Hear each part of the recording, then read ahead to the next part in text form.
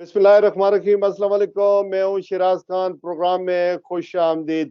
लगता है कि मौजूदा पीडीएम की हुकूमत ने पिछले 4 महीनों में इमरान खान साहब की जो पीटीआई है या जमात है या उनकी ज़ाती जो शख्सियत है उसको डीमोरलाइज करने के लिए जितने भी हरबे इस्तेमाल किए हैं, जितना भी उन्हें डिच करने की कोशिश की है, उससे उनकी पॉपुलैरिटी में न सिर्फ पाकिस्तान के अंदर बल्कि इंटरनेशनल सतह पर भी बहुत ज्यादा इजाफा हुआ है। दुनिया का हर बड़ा अखबार, हर चैनल, इवन देन अक़वाम मुत्तहिदा के सेक्रेटरी जनरल के तर्जमान तक ने इमरान खान की हमायत में बात की है और ये लीडिंग स्टोरी बनी है। इसकी वजह यह है कि ऐसा प्राइम मिनिस्टर जो 4 महीने पहले पावर से रिमूव किया गया था, उस पर दहशतगर्दी का मुकदमा कायम किया गया है। इस पर दुनिया वर्ता हैरत में मुब्तला हो गई और ये लीडिंग स्टोरी बनी है।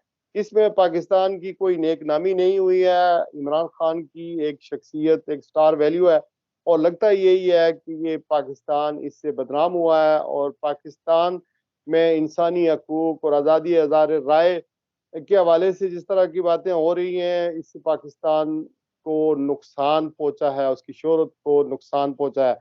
इसी वजह से जो पाकिस्तान के ओवरसीज में बसने वाले पाकिस्तानी हैं उनमें गम गुस्सा पाया जाता है और कमोबेश 25 मुकदमात हुकूमत ने कायम कर रखे हैं। इन मुकदमात की हकीकत क्या है और सबसे मुकदमा सामने आ रहा है वो दहशतगर्दी का है जिसने हेडलाइन बनाई है।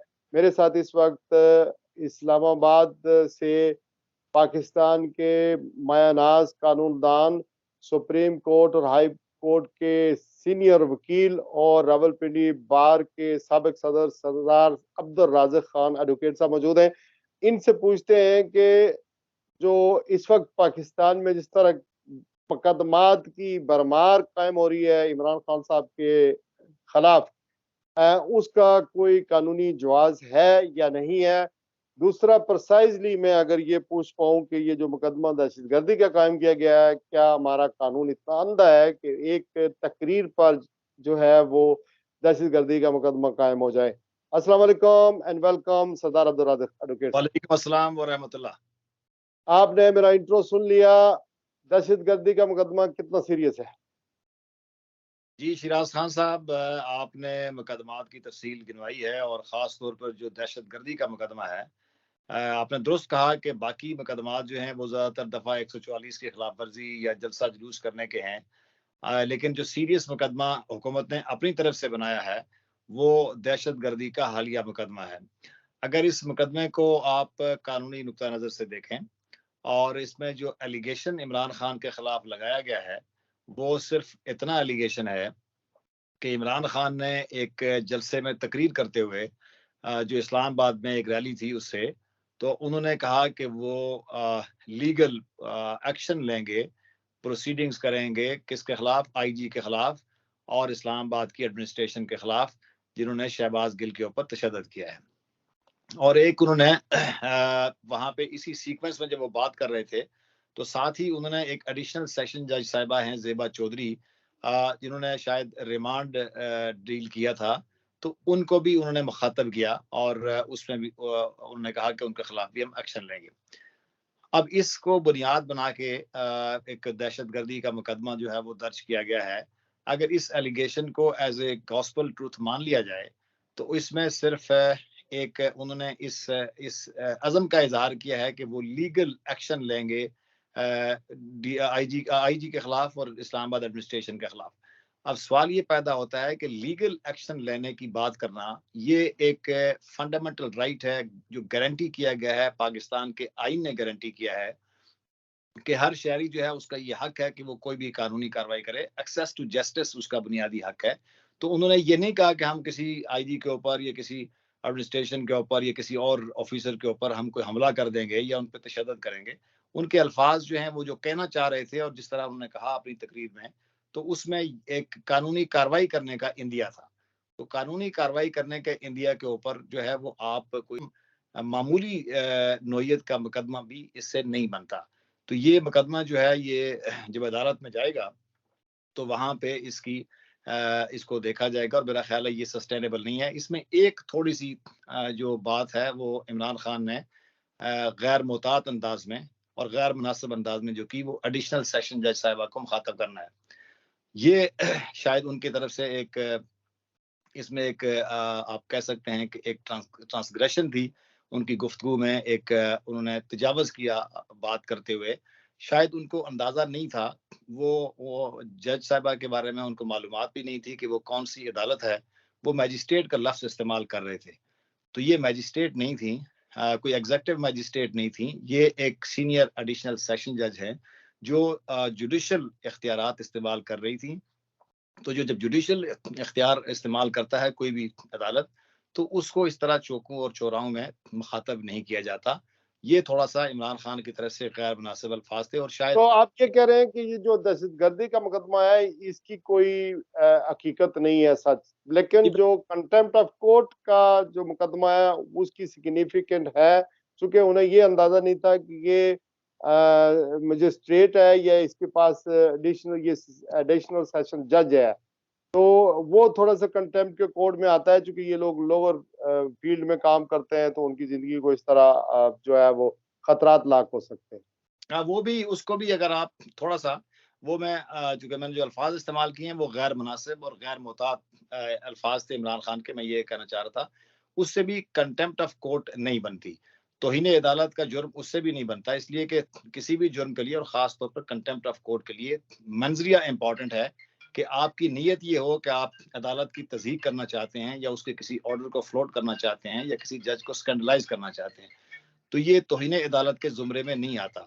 ये कहा जा सकता है तौहीन अदालत के केस में जब इमरान खान कोर्ट में जाएँगे, वो अपना जवाब दाखिल करेंगे, वो वज़ाहत करेंगे, तो अदालत इससे मुतमईन हो सकती है कि इमरान खान की कोई इंटेंशन अदालत की तज़हीक करना नहीं थी या उनको कुछ मालूम नहीं था कि वो क्या बात कर रहे हैं। थोड़ा-सा अल्फ़ाज़ गैर मुतात और गैर मुनासिब थे जिसके लिए वो माज़रत कर सकते हैं।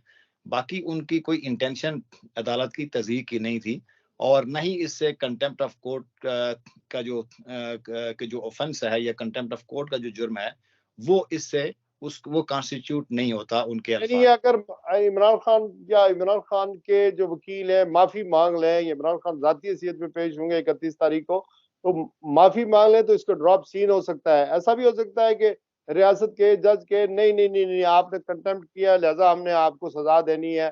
अगर सजा दे देते हैं या माफी नहीं मांगते तो वो उसकी सजा कितनी होगी? देखिए, पहली बात ये है कि मैंने आपको बताया कि कंटेम्प्ट ऑफ कोर्ट नहीं बनती। वो अगर माफ़ी नहीं भी माँगते और उसका वज़ाहत कर देते हैं, तो इवन देन भी ये कंटेम्प्ट ऑफ कोर्ट का केस प्रोसीडेबल नहीं है। लेकिन अगर किसी कंटेम्प्ट ऑफ कोर्ट में अगर उनको सज़ा हो, तो फिर उसमें मैक्सिमम जो पनिशमेंट है वो 6 मंथ्स है। अलबत्ता उसमें ये होता है कि सियासतदान के लिए अगर 6 मंथ की कंटेम्प्ट ऑफ कोर्ट में एक 1 दिन की भी या 1 घंटे की भी सज़ा हो जाए, तो फिर आप डिस्क्वालीफाई हो जाते हैं किसी भी पब्लिक ऑफिस के लिए फॉर 5 इयर्स। तो वो फिर एक सियासतदान के लिए या एक इलेक्टेबल के लिए या एक लीडर के लिए ये बात मुश्किल होती है कि वो उसको नाअहली जो है उसका सामना करना पड़ सकता है। लेकिन वैसे तो अदालतें बड़े दिल का मुजाहरा करती हैं। यहाँ आपने देखा है बाबा रहमते का लफ्ज इस्तेमाल हुआ है बार बार, सुप्रीम कोर्ट के जजों की तौहीन की गई है। बहुत सारे, लेकिन जजों ने आज खुद उस तरह नोटिस लिया, इफ्तार चौधरी से लेकर सईदुज़्ज़मान सदीकी से लेकर जिस तरह चौराहों में सुप्रीम कोर्ट का, उनके जजों का, चीफ जस्टिसों का जिक्र होता रहा है, वो तो हर जुबान ज़द आम है। तो मेरे ख्याल में ये तो मामूली सा एक मुकदमा है, तो इसको मेरे ख्याल में आज खुद नोटिस पे बनता था। मेरा ख्याल है इसमें भी क्वेश्चन आएगा, आज खुद नोटिस की भी शायद बात नहीं थी, क्योंकि इमरान खान ने जिस सीक्वेंस में बात की है वो जज साहबा के बारे में जो बात थी वो उन्होंने एक्शन लेने का लफ्ज इस्तेमाल किया, लेकिन वो उस सीक्वेंस में था कि वो लीगल एक्शन लेंगे यानी लीगल कार्रवाई करेंगे।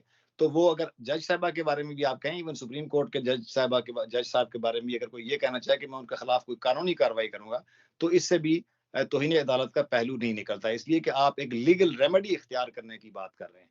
तो इसलिए मेरा ख्याल है कि इमरान खान के अल्फाज को आप एट द मोस्ट जो है वो, चूंकि वो बड़े लीडर हैं पाकिस्तान की एक बड़ी जमात के वो सरबराह हैं और पाकिस्तान के साबिक वजीर आजम हैं, तो उनसे ये तवक्को नहीं की जाती कि वो किसी जज के बारे में किसी तकरीर में इस तरह के अल्फाज इस्तेमाल करेंगे। लेकिन ये सारे केसेस जो है, आपको क्या लगता है ये जज जो बैठे हुए हैं, जरा अदलिया बड़ी ऑनरेबल है, आप तो वकील हैं, डेली इनसे मिलते भी हैं, रब्ता भी है, केस भी लड़ते हैं, तो इनको नहीं लगता कि ये पिछले 4 महीनों में जिस तरह मुकदमे धड़ाधड़ हो रहे हैं और फिर 25 से ज्यादा मुकदमे हुए जिसमें कई पर वो जमानत पर हैं, ये सारे सियासी नोयत के हैं और हुकूमत की इंटेंशन नजर आती है कि भाई हुक एंड क्रुक सम हो, इसको नॉकआउट कर दिया जाए इमरान खान साहब को, चूंकि मुकाबला हम कर नहीं सकते, पॉपुलरिटी उसकी बढ़ रही है, तो ये जजों को नहीं नजर आता, ये अदालतों को नहीं नजर आता इसका?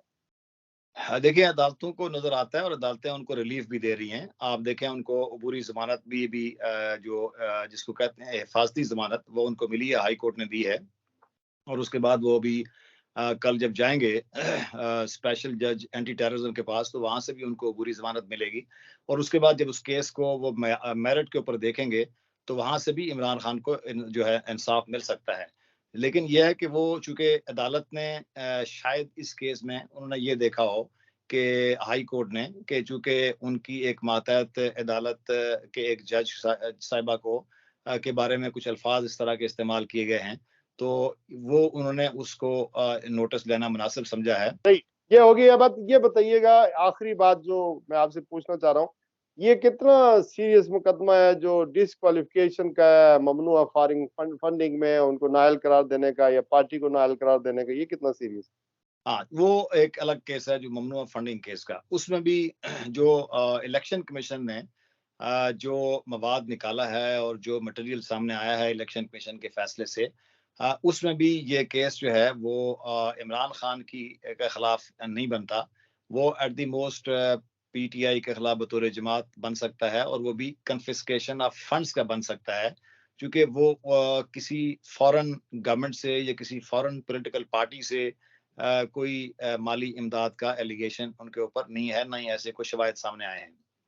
कुछ फॉरेनर से या कुछ पाकिस्तानी नेशनल जो डुअल नेशनल थे, उनसे कुछ इमदाद आई है, तो वो अगर गहराई में अदालत देखेगी, चूंकि ये मामला ultimately supreme court of Pakistan के पास जाएगा, तो वहां पे ये मुझे नहीं लगता कि इसमें कोई ऐसी जान है कि इमरान खान के खिलाफ कोई बात, उनकी नाअहली की बात तो इसमें नहीं आ सकती। अलबत्ता पीटीआई की के हवाले से अगर कोई बात यानी बात आए, तो वो भी मेरा ख्याल है ऐसा इसमें कोई शवायद नहीं है कि ये होगा कि जो फंडिंग है वो जब्त कर ली जाएगी, कन्फिस्केशन ऑफ। जी, एट द मोस्ट वो जब्त हो सकती है। यही यही सारा काम है। लेकिन एक सवाल आपसे ये भी है कि क्या मौजूदा हुकूमत ने पिछले 4 महीनों में जितने भी इकदाम किए हैं इमरान खान के खिलाफ, वो अल्टीमेटली उसको तो फायदा पहुंचाने वाली बात है और इनके लिए रसवाई का बायस बना है, इसका अदराक इन्हें नहीं है? मेरा ख्याल है कि हुकूमत जो इमरान खान की पॉपुलैरिटी है उसको एक्सपेक्ट नहीं कर रही थी। हुकूमती इकदामात से वो मज़ीद वो पॉपुलैरिटी में इज़ाफ़ा हो रहा है और शायद उनके जो प्रॉपरली उनको एडवाइस भी शायद नहीं मिल रही कि जो जो भी इकदाम वो करते हैं इमरान खान के खिलाफ पॉलिटिकल विक्टिमाइजेशन का, वो इमरान खान की मकबूलियत को मज़ीद मल्टीप्लाई कर देता है। तो इसलिए हुकूमत को जो है वो हर कदम पे वो उनको एम्बैरेसमेंट जो है उसका सामना करना पड़ रहा है। तो मेरा ख्याल है हुकूमत को भी अकल के नाखून लेने चाहिए। इमरान आखिरी सवाल ये आखिरी सवाल ये कि ये जो आम तौर पर तासर ये अवाम में पाया जाता है कि कुछ अरसे से मार्शल आर्ट तो डायरेक्ट आ नहीं सकता, तो हमारी अदालतें जो हैं वो एस्टेब्लिशमेंट की एक तोसी एक्सटेंशन ही समझी जाती है, इसमें कितनी रियलिटी है? मेरा ख्याल है ये इम्प्रेशन जो है अदालतें जो फैसला करती हैं आइन और कानून के मुताबिक करती हैं। अब एस्टेब्लिशमेंट जो है वो पाकिस्तान में एक पॉलिटिकल रियलिटी है, जो पॉलिटिक्स चलती है, सियासतदान एस्टेब्लिशमेंट की खुद मदद देते हैं और खुद इस बात के मुतमनी रहते हैं कि एस्टेब्लिशमेंट की मदद और आशीर्वाद उनको हासिल रहे, ताकि वो इक़्तिदार की सीढ़ियाँ जो है वो चढ़ सकें। लेकिन अदालतें जो फैसला करती हैं वो आइन और कानून के मुताबिक है करती हैं, और बाज़ औक़ात लोग समझते हैं कि शायद चूँकि एस्टेब्लिशमेंट की ये ख्वाहिश थी और फैसला भी इसी तरह का आ गया है, तो शायद कि ये ऐसी बात हो। मेरा नहीं ख्याल इस तरह का इंप्रेशन जो है वो मुनासिब नहीं है अदालतों के ये बारे आप कह रहे हैं, लेकिन अब हैसियत वकील आपको कहना भी चाहिए, चूंकि आप उन्हीं अदालतों में पेश होते हैं, लेकिन आम तासर यही है कि चूंकि जो काम नजरिया ज़रूरत के मुताबिक कुछ फैसले ऐसे हैं जैसे नवाज शरीफ की नाअहली है और बहुत सारे मामला हैं, ये नजरिया ज़रूरत के मुताबिक ये फैसले करवाए गए। थैंक यू वेरी मच सरदार अब्दुल राज़ा खान एडवोकेट साहब प्रोग्राम में शिरकत करने का। इंशाल्लाह आइंदा भी आपसे बात होती रहेगी।